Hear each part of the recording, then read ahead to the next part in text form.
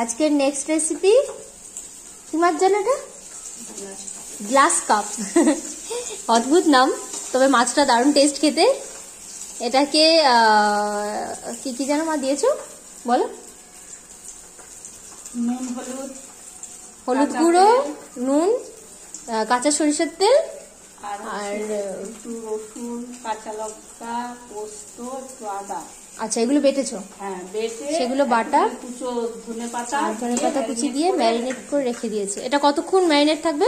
5 minute হয়ে গেছে। Marinate হয়ে গেছে তাই তো? এবার এটা রান্না হবে তাই তো? ওকে, আচ্ছা। তো এই মাছের রেসিপিটা স্টার্ট হবে। এটা তো যেমন বললাম আগে ম্যারিনেট করা রয়েছে। মোটামুটি মশলা টশলা মাখিয়ে 5-10 মিনিট ম্যারিনেট করে রাখতে হবে তাই না? 10 মিনিট ম্যারিনেট করলে এনাফ। এবার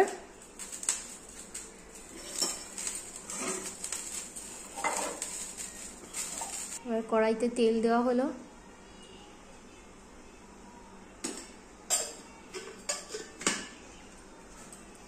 মা কিন্তু সব রান্নাই একদম সিম্পল ভাবে করে, কিন্তু খেতে দারুণ টেস্ট হয়। মানে খুব বেশি মশলা নয়, তেল নয়, রিচ হবে না, সবাই মোটামুটি খেতে পারবে সেই রকম। দেখো কত কম তেল, অল্প তেল, কিন্তু এতগুলো মাছ, দেখবে ঠিক হয়ে যাবে, খেতেও দারুণ হবে। তেলটা গরম হয়ে এসছে। এবার এর মধ্যে কি দেবে?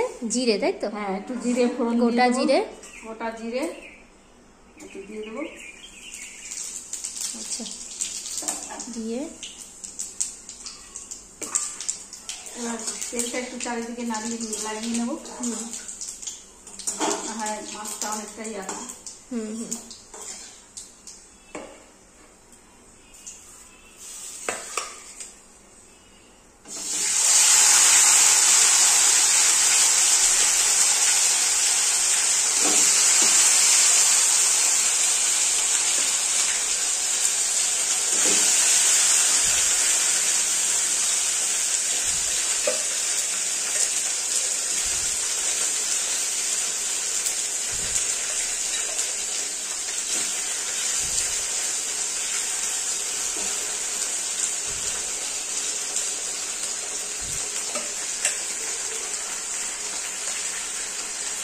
যেহেতু এটা ভাপা মাপা, এর উপরে এগুলো দিয়ে দিলাম।